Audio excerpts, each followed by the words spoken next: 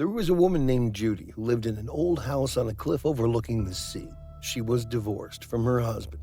Judy had been deeply depressed ever since her son Harry drowned and died. She was devastated by the loss and felt like she couldn't go on. As time went by, Judy began reading books about black magic and Satanism. The more she read, the more she became immersed in the world of the supernatural. It was like an addiction. She came across a spell that was supposed to be able to resurrect the dead. On one dark night, she drew a pentagram on the floor of her living room.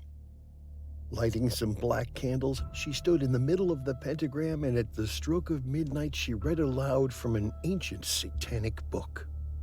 "Come, fulfill my desire and do my bidding in accordance with my will. I implore thee in the name of Satan, to whom all evil is obedient, by which name the earth is overthrown and the seas turn black, the ground shudders.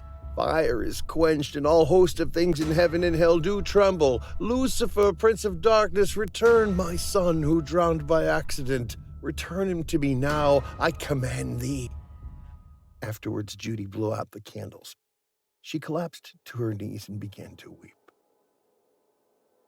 All of a sudden, she heard a faint scratching on her front door. Cautiously, she walked over to the door and listened. The scratching grew louder. "Who's there?" she cried. There was a long silence, and then she heard a voice whisper, "Mommy?" Judy opened the door and was shocked to see a small boy crouched on the doorstep. He was soaking wet and shivering in the cold. "Harry," she cried, "it's you. It's really you." She humbly brought him inside and put a towel around him, trying to warm him up. His teeth were chattering and his hands were shaking. "I was so lonely and desolate without you, Harry," she said. "Where were you? What happened?" "I remember water," he said. "Cold water, and I couldn't breathe. I woke up and couldn't remember who I was. I walked and walked and walked in the rain. These people found me and took me in.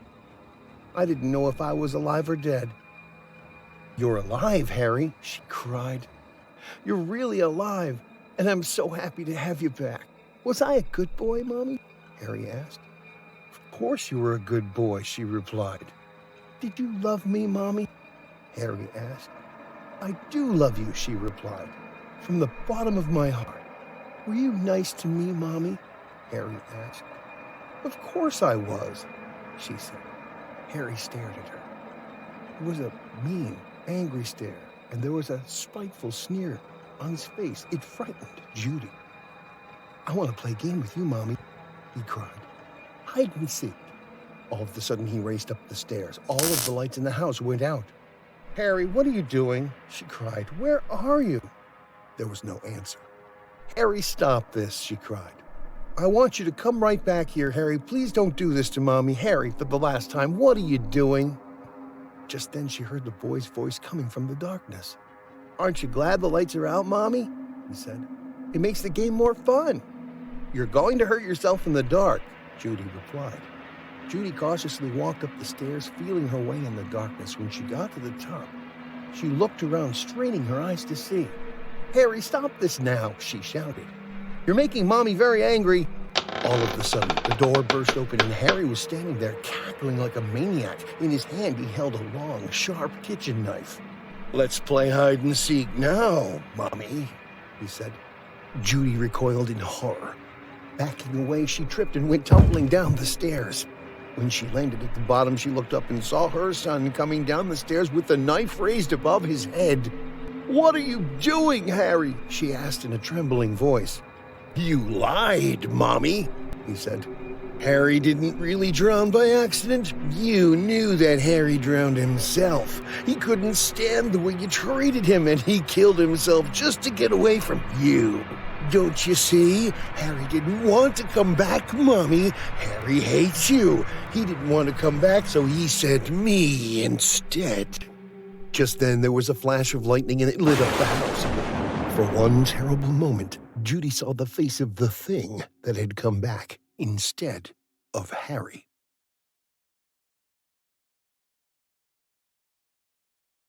Back when I was in the Army, we ran into something pretty unexplainable during a regular navigation exercise.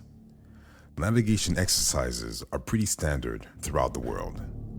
Given a map in some location, you have to find checkpoints using a compass. Of course, each squad was given a signal set to use in case of emergencies, or just to add to the weight they had to lug around. It's part of their kit anyway. There's a GPS embedded inside, but it's old school and gives the location only. Close to the end of the exercise, a squad had fallen hopelessly behind, but they were on their way to the last checkpoint. So I was in charge of the last checkpoint with another fellow instructor. We knew they were around us in a 1 kilometer radius, but couldn't spot them due to foliage. We waited and waited for about 2 hours. You don't mess up so friggin' bad that you can't figure out a checkpoint that's 1 kilometer away. We radioed them and did not get a reply until half an hour after the initial call. They were frantic. Seems like they were walking around in circles and seeing similar landmarks. It was apparently pitch dark at where they were, and this was around 7 p.m., where the sun was only starting to set. Me and another trainer told them not to move, and we hiked to their position using an electronic GPS. And at the location given, we found no one. The forest was also eerily quiet. No insects, no birds, just dead silence. It was pretty unnerving. The radio set was silent. Not even static was coming out. We radioed them again, and they said they were at the same location as us, but I saw no one. They told us that they seemed to walk around in circles. They kept leaving marks on trees using a blade, but when they came back to what should have been the tree that they marked, the mark was gone. At this point in time, I felt as if they were being followed too.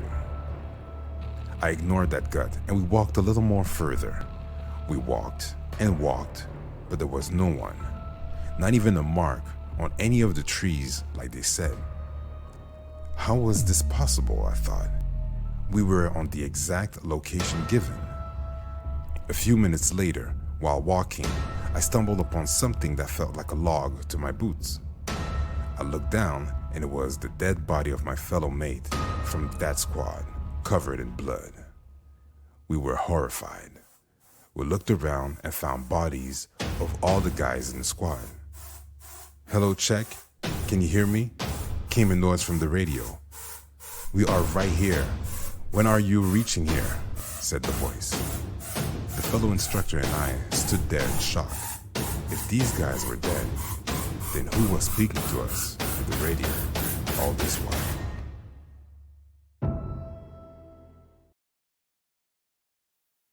A new girl had recently come to live in my neighborhood. Her name was Dolly. The name fitted her nicely as she looked like a doll. Perfect curly golden hair, crystal clear blue eyes, nice rosy cheeks, red lips, and a soft white skin that looked almost like porcelain. One day I met her in the park. We talked to each other and soon started playing with each other. We met almost every day and played together. She was very shy and always followed me everywhere. When I asked her why, she just looked at me with those big blue eyes and batted her long eyelashes sadly and replied, "You look like my big dead sister." And then her eyes would start to form tears. We grew closer as friends, and after a few days, I gave in and finally accepted the fact that she was my best friend. One day, I invited her to my house so we could have some fun, play games, gossip, watch TV. While we were playing, my mom came home.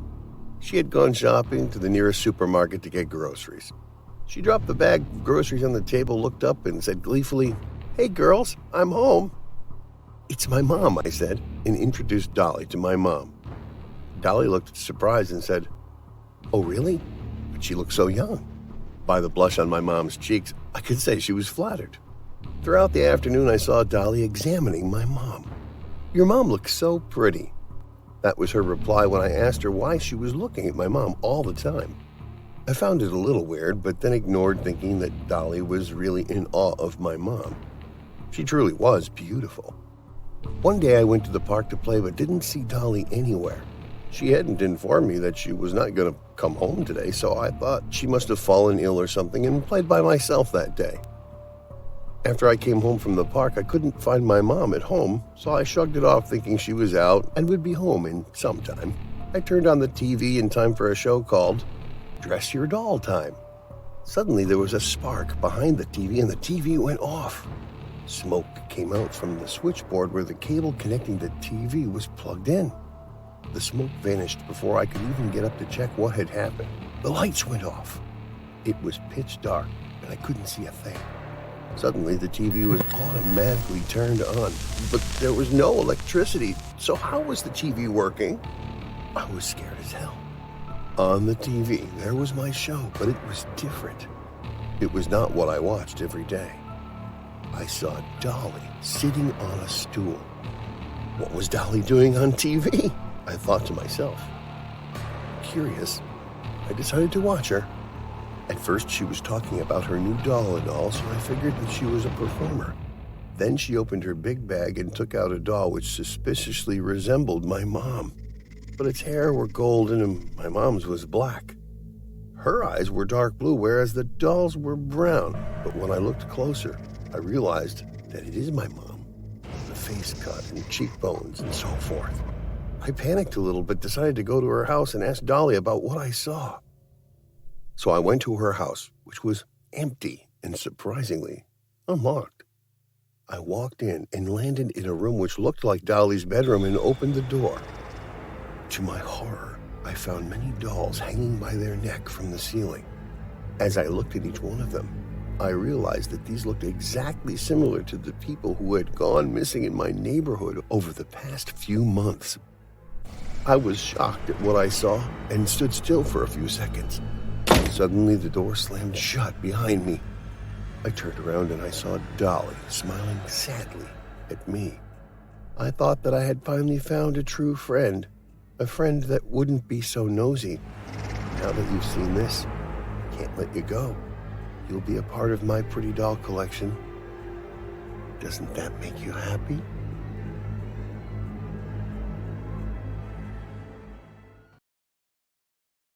Did you know the face sculptures and paintings in the art room look at us if we go there after school? Nina said to her classmate Judith. Yeah, it's true, especially the Mona Lisa painting. It said that if you stand near it, it will kill you. I don't know how, though. Nina's friend Mary backed Nina to scare Judith. I don't believe you, Judith said, scared. But I'll tell you we didn't warn you. Nina turned around, winking at Mary. In the art class, Mary was sitting beside Judith and Nina behind Judith. As they painted, Nina poked Judith at the back. Don't you feel like many eyes are watching you? She whispered. Look at those sculptures' eyes. Wait! Didn't that one just blink? Mary joined in. No, of course not. You're lying, Judith said, scared out of her wits. We're not, they both chorused and continued to paint. While leaving school for home. Damn, I forgot my watercolor box in the art room, Judith said, slapping her forehead. Well, then you should go get it, but be careful. Mona Lisa will be watching you when you are in the room, Nina said, making haunting gestures. Nina and Mary then walked away, laughing. In the art room. Damn, why should I have left it below the Mona Lisa painting? I'll just grab it as fast as I can and go, Judith thought. She walked across the room, trembling, and she didn't dare to look up. She quickly grabbed the box and turned around. Phew, everything's fine, she exhaled, relieved. As she was starting to walk towards the exit of the art class, suddenly a pair of icy cold hands wrapped around her neck and choked her. She turned around and was horrified at what she saw. The hands came from the Mona Lisa painting. Judith couldn't breathe and became weaker and weaker with every passing second. As her last hope, she hit the hand with the watercolor box with all her might. The hand released her and she ran away. She saw the hand bleed from her hit. When she got home, she was in a state of shock. She barely slept that night. Her eyes still didn't believe what they had seen. Next day, The next day at school, Judith was early to school, waiting for Nina and Mary to tell them what had happened the previous day. After a few minutes, Nina and Mary entered. Judith ran to them and asked them to meet her near the girls' bathroom. "Why do you look all worked up and shaky? Did you see a ghost?" laughed Nina. "It's true, the painting really choked me," Judith said to Nina and Mary. "What are you talking about?" asked Nina. "When I went back to the art room to pick up my watercolors yesterday, the Mona Lisa painting grabbed my neck and choked me until I couldn't breathe. I somehow managed to escape." "We don't believe you. We just used that to scare you yesterday," Mary said. "You don't believe me? Have a look at my neck. The scratches are still there, and when I hit her hand with my watercolor box, her hand bled. I'm sure the blood is still there on her hand. We can go and check it in the art room," Judith said, pointing to the art room. The girls walked into the art room. The class hadn't started, but there were other students in the room. Nina inspected the painting. "Nothing's different," she said. "There is, Nina. Look," Mary said, trembling. She was pointing to Mona Lisa's hand. The one that was in the front was fine, but the one behind it, the one Judith hit, was decorated with a red line, almost like blood. Nina touched it and it felt sticky. She sniffed it and shrieked in terror. It was really blood. The girls were scared but kept low. They came out of the art room and decided to investigate the truth after school, when everybody would have left. All three girls attended school as usual, but could barely concentrate all day. After school was over, all the students had left. There was no one on the corridors either. They met outside the art room. Now, the art room was in a corner, and it was usually very dark there without lights switched on. It looked so spooky. The girls walked into the art room and switched on the lights. They walked towards the Mona Lisa painting and stood there in front of it for about 10 minutes. Nothing happened. "There's nothing here, Judith. You must have dreamed about this whole thing, and the blood Mary saw on the hand would have just been red paint. It's an art room, girls. Somebody must have hit a brush on the painting by mistake. Let's leave," said Nina. "I guess you're right," Mary said. "Come on, Judith, let's go." As the girls turned around and walked towards the door, lights went off, and the windows of the art room slammed shut. The door was shut too before they could even get out. They heard a quick gust of wind and felt cold air on their skin. They trembled in fear and turned around to see Mona Lisa from the painting had disappeared.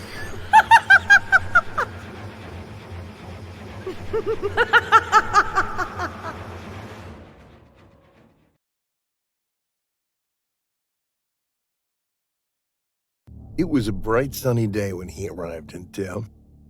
None of us believed anything bad would come of a new arrival. Our town was a small town with few visitors, so we should have wondered why there was suddenly someone who wanted to live in this town in the middle of nowhere. But it was a bright and sunny day, so only joy filled us residents when we learned of our new neighbor. He had blonde hair, blue eyes, and a fit body. My sister could not keep her eyes off of him. One day, as I was walking out of school, I saw him. In our town, we're quite neighborly and all get along. I knew everyone, but no one seemed to know this man, so I decided to be the first. I walked up to him and introduced myself. "Hello," I said. "I noticed you're new here, so I thought I'd introduce myself. I'm Jerry." I held out my hand. He took my hand and said, "Drake Fresby." His voice was not so deep as I had expected it to be. I later learned that he had only recently graduated while I was still in my last year of high school. Because there wasn't much of an age gap between us, we became good friends. Soon, he was known and loved by the whole town as if he'd been living there his entire life. He attended church on Sundays, worked 8 hours a day, went to every barbecue and social event he was invited to. It was a dark, cloudy day when we all attended the funeral service for the Smiths. The 5 of them living in our town had all died when their house burned down while they were inside. The only remains that were found were ashes and the twisted metal frames of Grandpa Smith's glasses. No one knew what had caused the fire, but we did indeed speculate. The most common theory was that a cigarette had been left unattended, but to our knowledge, none of the Smiths had ever smoked. James Smith, who lived somewhere in New York, had come down for the funeral. He was the younger brother to John Smith, who was 29 years old, married to Clara Smith, and the father of 2 little Smith boys. Everyone knew the Smiths, and it was a sad day to see James allow tears to come from his eyes at the funeral of the rest of his family. It wasn't even a month later when another house burned down, killing everyone inside. We all attended yet another funeral. The same 2 things happened another month later. People died in a fire, and we all attended the funeral. The same 2 events occurred the next month and the month after that. After 2 more funerals, there was not another fire in that town. We all thought that the winter months would prevent more deaths. It was a cold, dry Sunday morning, and the bodies of the mayor, his wife, and his only daughter were found on the 3 crosses outside of the church. That was the one day that no one attended church. At first glance, you could not tell how the 3 people had died, for their bodies had so many cuts and slashes on them. Later that night, the sheriff told all the townspeople to remain indoors and not to leave the house alone. He did this over the radio channel that he shared with the mayor. "We have every reason to believe that this is murder," I heard him say over the radio. "We just want everyone to know that we're doing our best to stop." He was cut short as we all heard someone run into the room and yell, "There's been another murder, sir." "Damn it, hasn't even been 24 hours since the last 3. The sheriff yelled back as the other officer ran out of the room. We heard the sheriff get up to leave, but he seemed to remember he was broadcasting and said, "I gotta go, folks. Something's been called to my attention. Have a good night and pray to God for safety before you go to bed." He stopped broadcasting and everyone in my household was quiet as we all said a silent prayer for our friends and family members. Nothing was the same in our little town from that point on. At least 2 people died per week, but the killer could not be found. Everyone was included in the killings. There were no exceptions. Men, women, children alike were killed. Sometimes a house pet was even killed along with its owners. The killer seemed to want no witnesses whatsoever. But one night, the killer made a mistake. After all the children were asleep, the sheriff told everyone to turn on their television, for the footage of the killer had been recovered from a security camera. That night, the adults and the children who snuck out of their beds saw the killer. Every inch of his skin was covered. He was obviously fit, as we could easily tell from how he murdered his victims. What was most disturbing was the mask he wore. He wore a weird mask covering more than half his face and a big hoodie, which were stained with blood. Only his eyes were visible. At one point, he turned his head towards the camera. I gasped, for in the gap where his eyes were, Grandpa Smith's lenses were placed. This was how we all discovered that the fires were no accidents. In the next 2 weeks, there were no murders, but we were not naive enough to believe that the killer had finally stopped. In fact, this short period of no murders increased our fears. "I'm sure the sheriff and his men will catch up to him soon," Drake said as he ate his burger. Though it was a small town, we were fortunate enough to have a diner. "It's a small town and it's getting smaller. The killer has to live here, so all you have to do is find someone who would be a reasonable suspect." Yeah, like someone who hasn't lived in the town as long as everyone else. I knew these thoughts were wrong, but it made sense in my mind. Drake was newer to the town, even though he'd been living in it for quite a while at that time. "I guess you're right," I responded. "Of course I am," he said casually as he continued eating. I bought my first gun after the next murder. I was not going to allow myself to be killed by a man who caused so much fear. I carried my revolver with me whenever I was outside. If I saw that mask anywhere near me, I was going to blow the wearer's brains to kingdom come. There was a part of me that wanted to find the killer just so I could be the one to end it all. I wanted to be the town hero. A month passed and I hadn't gotten my chance to kill the killer yet. People were still dying. Our town had been reduced to only 8 households. We wanted to leave, but we were afraid that the killer would follow us and then start killing everyone in the place that we would have moved to. As time went on, I started carrying a flashlight with me, for a fear of the dark had grown inside me. One Sunday night, my mother invited Drake over for dinner. It had been a couple of days since we had talked, for the fact that he was still alive had made me suspect him even more.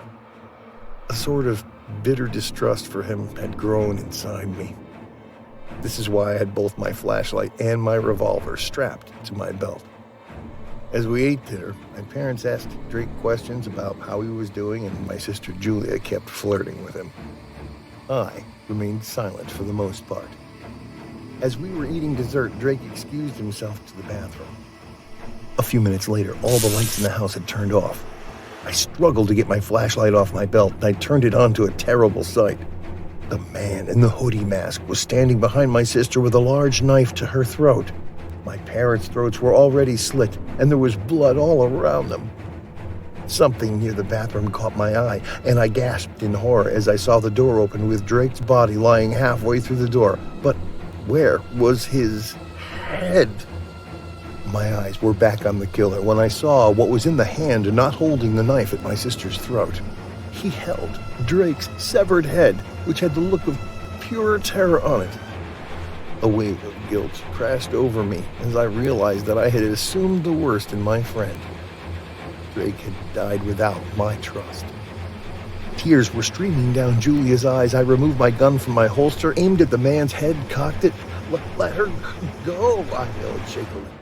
I will shoot. The killer slowly slit my sister's throat as I screamed at him to stop. My flashlight went dark, and I knew the meaning of fear. There was movement. Bang! I fired my first shot. I'm not scared of you. You should surrender. I have a revolver, I said as I backed my way towards the door. Movement again. Bang! Something else moved. Before I knew it, another shot had been fired, and I had accidentally killed the cat. I bumped into the wall. Bang! Tears were coming from my eyes now. My back found the door. I saw more movement. Bang! I heard a strange, pitiful whining. Damn it, I shot the dog. I was outside. I stepped on the street and I looked all around me. The killer was nowhere to be seen. I saw my bedroom window as I kept walking backwards. Just then I bumped into someone. I turned around and seeing the killer ripped off his mask and hoodie. Instinctively, I backed up slightly and put the revolver to his head, but I did not fire. I just stood there in shock, for where a face should have been, there was nothing. I was too terrified to do anything as I looked into the black void. Then as my throat was slit, on the night of a blood moon, I breathed my final breath outside my window. One evening when I was in my junior year of high school, my mom and dad had gone out, leaving me home alone. I had a lot of homework to do, so I spent the whole evening sitting at the desk in my bedroom. My parents left the house around 6 p.m. While I was doing my homework, I put on my headphones and listened to some loud music. It was a big storm that night, and my desk was facing the window, so I could see the rain and the lightning outside. My parents got back around 11 p.m. When I saw their car drive up, I took off the headphones. As soon as my mom opened the front door and came inside, I heard her shout my name. "What on earth happened in here?" she asked in an angry voice. Confused, I ran downstairs. My mom was standing in the hallway with a furious look on her face. She pointed at the floor and yelled, "Was this you?" I looked down and I saw that the carpet was covered in muddy footprints. "I have no idea how those got there," I said. "I spent the whole night at my desk doing my homework." I watched as the look on her face changed from anger to confusion and then to fear. We both realized it at the same time. Someone else must have been in the house. We followed the trail of footprints, trying to make sense of the whole situation. They started at the back door, which we usually left unlocked. Then we noticed something else. The footprints started at the back door, but there was no trail of footprints leaving through the back door. All of a sudden, we heard something. A loud pounding noise that echoed throughout the house. Then the sound of the front door being wrenched open and slammed shut again. We ran into the garage and locked the door behind us. My mom took out her cell phone and called the police. "Please come quickly," she shouted. "Someone's in our house." After what seemed like hours, a patrol car arrived with 2 police officers, a male and a female. One officer stayed with us in the garage while his partner went through the house searching it room by room. When she came back, the female officer said that there was no one in the house and it was safe to go back in. As we were all breathing a sigh of relief, she asked, "Whose bedroom is upstairs on the left?" "It's mine," I told the officer. She asked us to follow her. As we walked through the house, we could see the trail of muddy footprints leading from the back door through the living room, through the hallway up the stairs, into my parents' bedroom, and then towards my room. They stopped at my doorway. The female officer pointed at my door, which had been open the whole night. Written on it, in black marker, was the following: 8:47, I see you. 8:53, you forgot to lock the back door. 8:59, you seem focused. 9:24, turn around. 9:47, look at me. 10:15, look at me. 10:37, look at me. 10:49, look at me. For more than 2 hours, someone had been standing in my doorway, watching me. To this day, I still shudder to think what would have happened if I had turned around.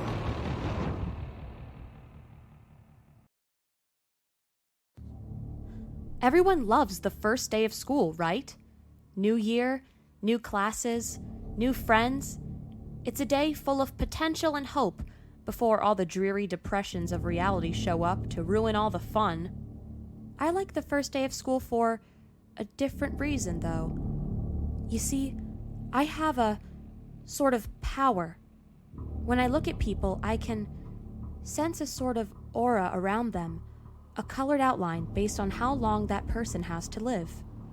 Most everyone I meet around my age is surrounded by a solid green hue, which means they have plenty of time left. A fair amount have a yellow, orangish tinge to their auras, which tends to mean a car crash or some other tragedy. Anything that takes people before their time, as they say. The real fun is when the auras venture into the red end of the spectrum, though. Every now and again, I'll see someone who's basically a walking stoplight. Those are the ones who get murdered or kill themselves. It's such a rush to see them and know their time is numbered. With that in mind, I always get to class very early so I can scout out my classmates' fates. The first kid who walked in was basically radiating red. I chuckled to myself. Too damn bad, bro. Too damn bad. The next guy walked in and he too had a red aura.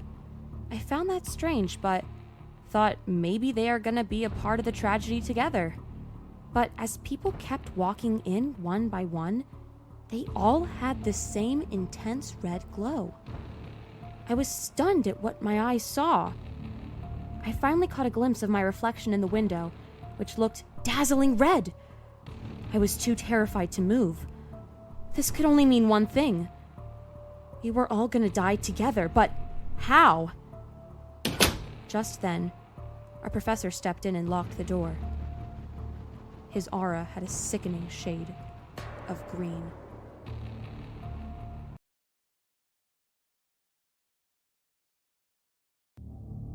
Jack and his wife lived in the suburbs with their pet cat named Pluto. The couple was very fond of him, and Pluto too loved his owners. Pluto was a beautiful, large, black furry cat. Their friendship lasted many years until one day, when the unexpected happened. Jack was having his regular scotch on a Saturday evening. Pluto was sleeping near the foot of Jack's chair. There was a loud noise outside, and Pluto jumped in terror.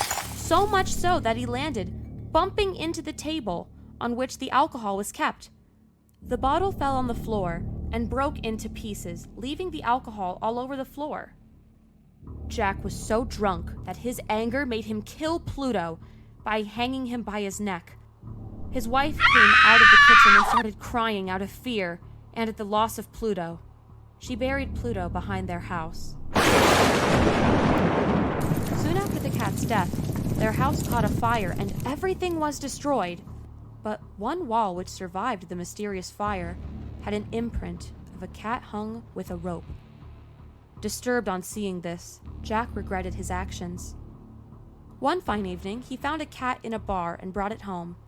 The new cat was very similar to Pluto, except for some minor differences. Whenever Jack saw the new cat, he was reminded of Pluto and was filled with a feeling of guilt. One day, when Jack and his wife were walking towards the basement, the cat got under Jack's feet and he tripped down the stairs. In a fit of rage, he tried to kill the new cat too, but his wife stopped him from doing so, and in this process got killed accidentally. Jack was shaken and scared. He didn't know what to do. He had killed his wife. So he hid the body inside a wall in the house and made up a fake story that his wife hadn't returned from the market and was missing before his neighbors would ask about her. The neighbors lodged a missing complaint with the police, and when the police investigation began, Jack took careful steps so that his crime wouldn't be caught. The police searched everywhere in the city and in the neighboring cities too, but they found no trace of Jack's wife. On the day of the closing in the murder mystery, the police came to Jack's house to get some documents signed. At that moment, they heard a loud crying sound. The police started looking for where the sound was coming from. They followed the sound and inched closer to the wall where Jack buried his dead wife's body. He tried telling the cops it was nothing, but they refused to listen. The noise came from a wall. As they moved closer to the wall, the crying sound grew louder. Finally, one of the officers put his ears to the wall and said, "I think the sound is coming from in here." They took some heavy tools and started breaking down that wall. Soon, they discovered the rotting body of his dead wife. Beside the dead body was a cat, grinning and meowing fiercely.